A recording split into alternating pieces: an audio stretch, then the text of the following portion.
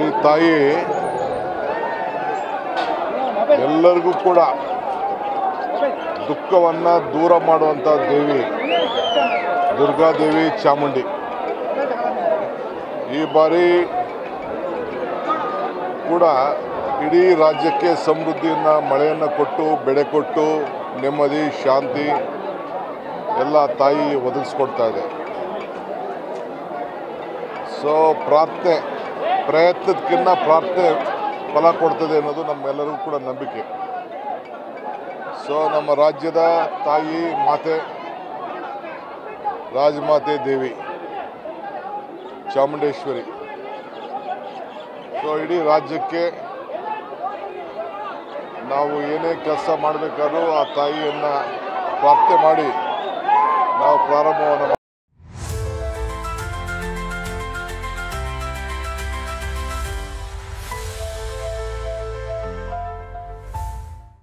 ಮಾಡಿಕೊಂಡು ನಾವು ಬಂದಿದ್ದೇವೆ.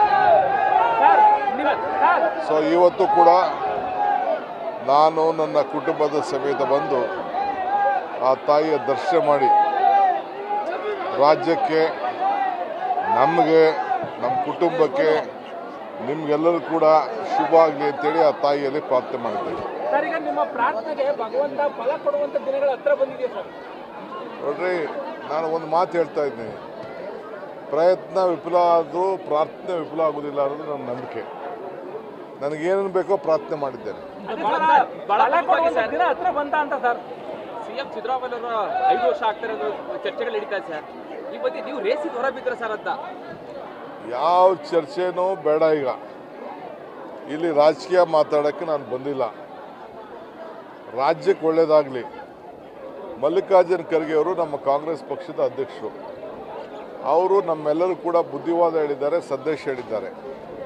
ಅವ್ರ ಮಾತಿನಲ್ಲಿ ನಾವು ನಡ್ಕೊಂಡು ನಾವು ಎಲ್ಲರೂ ಸೇರಿ ಒಟ್ಟಿಗೆ ಕೆಲಸ ಮಾಡೋಣ. ಅಲ್ಲ ಸರ್, ಹೈಕಮಾಂಡ್ ಅವ್ರು ಹೇಳಿದ್ಮೇಲೆ